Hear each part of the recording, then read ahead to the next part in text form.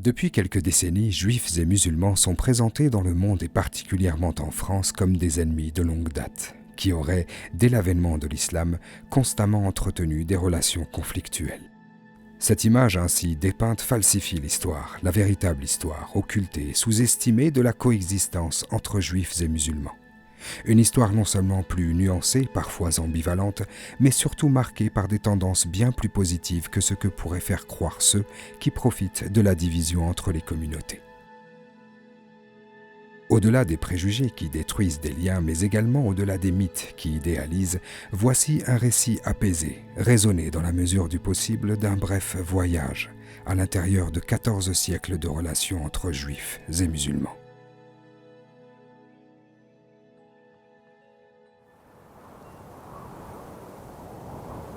Nous sommes près de 600 ans après Jésus-Christ. La longue et grande histoire du monothéisme se poursuit, et un homme, arabe, Mohammed, s'inscrivant dans la lignée d'Abraham, proclame, tout comme Moïse et Jésus, l'unicité de Dieu, dans une société arabe, tribale, principalement polythéiste. Dès les débuts de la révélation coranique, il a été possible de retrouver dans les versets diffusés par Mohammed non seulement des personnages bibliques que les Juifs connaissent, David, Jacob, Joseph et d'autres, mais également la survivance des psalmodies de leurs saintes écritures, qui constituaient déjà un écart avec le rite polythéiste. Dès ces moments, et en dépit des critiques théologiques apportées par le Coran, l'islam semble partager avec le judaïsme une même conception de Dieu et une même vision du monde, s'affirmant ainsi dans une continuité historique avec ce que le Coran appelle les gens du livre, les juifs et les chrétiens.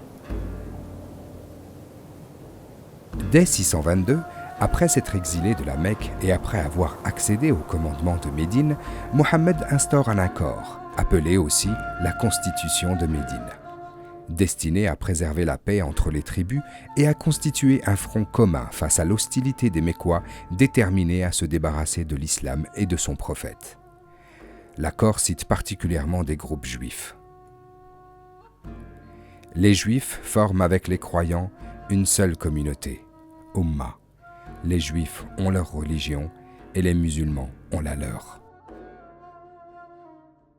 Certaines tribus juives rejoignent cette union contre l'opposition économique et militaire de la Mecque. Certains parmi eux se convertissent également à l'islam. D'autres, cependant, s'allient aux Mécois, poussant les musulmans à les combattre pour des raisons stratégiques, ce qui correspondait au fond à la complexité du paysage politique global de l'Arabie. Il n'empêche que beaucoup de Juifs demeurèrent à Médine jusqu'à la mort de Mohammed, et bien au-delà, préservés dans la cité par le principe du pluralisme religieux et par le célèbre verset qui proclame qu'il n'y a pas de contrainte en religion. À la mort de Mohammed, l'islam se propage à une vitesse exponentielle. Dès 637, le calife Omar ibn al-Khattab fait la conquête de Jérusalem et la prend aux Byzantins qui persécutaient encore les Juifs, bannis de la Terre Sainte depuis l'an 135. Il est accueilli favorablement par les Juifs, qui peuvent alors se rendre à Jérusalem et pratiquer à nouveau leur religion sans être inquiétés, signe d'une reconnaissance par l'islam de la part juive de Jérusalem. C'est dans cette cité que le calife aurait scellé un pacte redéfinissant le statut de la dhimma. Si celui-ci est aujourd'hui considéré comme un statut affirmant l'infériorité des minorités non musulmanes, il s'agissait avant tout d'un pacte assurant la protection et la sécurité des minorités en terre d'islam. Ces accords instaurant la coexistence entre musulmans et non-musulmans ont produit de véritables espaces de coexistence entre juifs et musulmans. De là découlera une longue histoire de coopération interconfessionnelle dans les sphères économiques, politiques et culturelles. Malgré des entorses à ces principes de vivre ensemble qui conduiront à des situations tragiques, l'histoire des relations entre juifs et musulmans sera globalement positive et produira d'innombrables moments historiques peu connus du grand public et éloignés des discours de ceux qui prétendent que l'islam est fondamentalement antisémite. S'ils semblent trop beaux pour être vrais, ces moments sont pourtant documentés par des historiens. En voici quelques-uns. Au 8e siècle, dans un contexte où la maltraitance des Juifs était monnaie courante dans l'Europe médiévale, ces derniers participent activement à la conquête musulmane de la péninsule ibérique, y voyant là l'espoir de meilleures conditions de vie. Ils ne s'y tromperont pas. La période qui s'ouvre, celle d'El-Andalus, est un âge d'or pour les Juifs vivant dans l'Hispanie et s'étalera à des exceptions près sur plusieurs siècles jusqu'à la Reconquista. Au Xe siècle, le calife de Cordoue Abd-ar-Rahman III nomme comme médecin personnel Hasdai ibn Shaprut, de confession juive. Il n'est pas le seul, les Juifs étant présents aussi à la cour et dans l'administration, à Bagdad comme ailleurs. Au XIe siècle, Samuel ibn Nagrela, considéré comme l'une des premières autorités rabbiniques médiévales, est le premier juif à avoir occupé les fonctions de vizir et de chef des armées de Grenade. Plusieurs personnalités juives occuperont par la suite des postes de vizir et de conseiller des califes. Au XVe siècle, la conquête de Constantinople, siège de l'Empire byzantin chrétien, signe l'essor de l'Empire ottoman. Sur le plan local, les restrictions envers les Juifs dans la Byzance chrétienne sont levées lors de sa prise. L'État ottoman en formation va ainsi vite faire office de refuge possible pour les Juifs d'Europe, victimes de conversions forcées, de persécutions et de décrets discriminatoires destinés à les écarter d'une multitude de fonctions. À ce titre, il est à noter le célèbre appel à émigrer du rabbin ashkénaze Isaac Sarfati, qui deviendra plus tard grand rabbin d'Edirne, dans l'actuelle Turquie. Après la Reconquista, au XVe siècle, grâce à leur grande connaissance de l'Europe, de nombreux juifs séfarades vont jouer un rôle important auprès des dirigeants musulmans, notamment dans l'Empire ottoman et dans le Royaume du Maroc. Ces rôles politiques joués par des juifs dans le monde musulman pourraient n'être que des détails comparés au foisonnement scientifique et culturel qu'ont partagé juifs et musulmans pendant des siècles. On peut simplement penser au célèbre Maïmonide qui a marqué le milieu philosophique andalou. Dès les premières heures de l'expansion musulmane, il apparaît que l'islam ouvrait de nouveaux espaces pour l'épanouissement des communautés juives. En ce sens, pour l'historienne Marina Rustov, l'islam permit au judaïsme de s'affirmer et de se diffuser. Au Moyen-Orient et en Espagne, les Juifs considéraient la langue arabe comme la clé d'un mode de pensée nouveau. Sa proximité avec l'araméen et l'hébreu donnera naissance au judéo-arabe, un parler des communautés juives attesté dans les pays arabes depuis le Moyen-Âge. Il serait interminable d'énumérer tous les espaces de coexistence entre juifs et musulmans. Que ce soit au Caire, à Jérusalem, à Bagdad, à Grenade, à Tunis, à Essaouira ou plus largement en Andalousie, dans les espaces perses et ottomans, la tendance globale a été de vivre ensemble, dans le respect de la confession de l'autre, avec la coopération nécessaire pour contribuer à son épanouissement.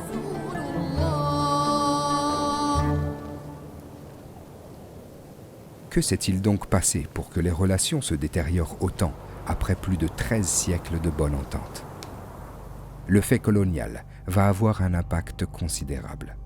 À partir de la seconde moitié du XIXe siècle, les antagonismes grandissent entre juifs et musulmans. En Algérie française, le décret Crémieux, promulgué en 1870, permet aux juifs indigènes d'accéder à la nationalité française, contribuant ainsi à une fracture entre les communautés. Mais contrairement aux idées reçues, c'est son abrogation en 1940 qui rapprochera de nouveau juifs et musulmans. Ceci se voit notamment confirmé par la lettre d'Ali Boumendjel, figure du nationalisme algérien, adressée en 1942 aux responsables du judaïsme algérien.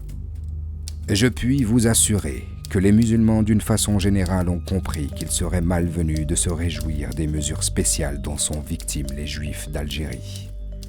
Nos adversaires ne se doutaient pas qu'en infériorisant les juifs, ils ne pouvaient que les rapprocher davantage des musulmans. » Pendant ce temps, l'antisémitisme persiste en Europe, jusqu'à atteindre le summum de la barbarie, incarné au XXe siècle par le nazisme.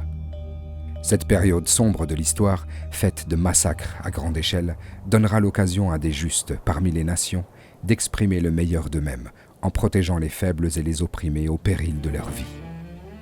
Parmi ces justes, on retrouve évidemment des musulmans, notamment issus d'Albanie, le seul pays européen à dénombrer plus de juifs après la guerre qu'avant le début du conflit, malgré le fait qu'elle était contrôlée par l'Allemagne nazie en 1943.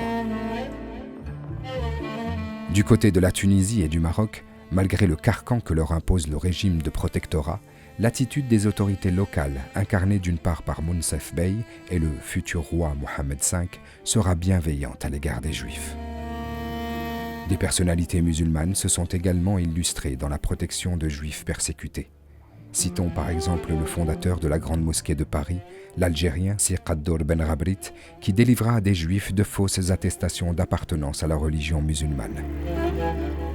Fikret Shefik Ozdoganji, vice-consul à Paris, qui avait organisé en 1944 le départ de nombreux trains en direction de la Turquie, où les juifs étaient assurés de vivre en sécurité. Ce sont des centaines de juifs qui ont été ainsi sauvés par des diplomates turcs en poste dans les ambassades et consulats dans plusieurs pays européens. Ces derniers ont même accordé la citoyenneté turque aux Juifs en leur délivrant un passeport, leur assurant ainsi une protection consulaire. La fin de la Seconde Guerre mondiale ne marquera malheureusement pas un renouveau dans les relations entre Juifs et musulmans. La création de l'État d'Israël, point de départ du conflit israélo-palestinien, éminemment politique, va être un des principaux points de bascule dans les relations judéo-musulmanes. Mais en ne retenant que cette histoire, on ne peut s'ouvrir à l'effervescence d'une relation millénaire entre les deux communautés. L'histoire est longue, faite de hauts et de bas, et les principes toujours prônés à la fois par le judaïsme et par l'islam résonnent et vibrent ensemble autour d'une valeur commune, la dignité humaine et la protection de l'opprimé. L'acte de bravoure de Lassana Bathily lors de la prise d'otage du 9 janvier 2015 dans l'Hyper Cacher s'inscrit au cœur de ces principes. Après avoir parcouru plusieurs siècles de l'histoire des relations fructueuses qui unissent juifs et musulmans à travers le monde, il nous plaît à penser qu'en dépit d'un contexte géopolitique défavorable, la relation entre juifs et musulmans saura trouver dans cette histoire les moyens de renouer des liens forts pour construire un nouvel avenir, ensemble, dans un cadre républicain et laïque.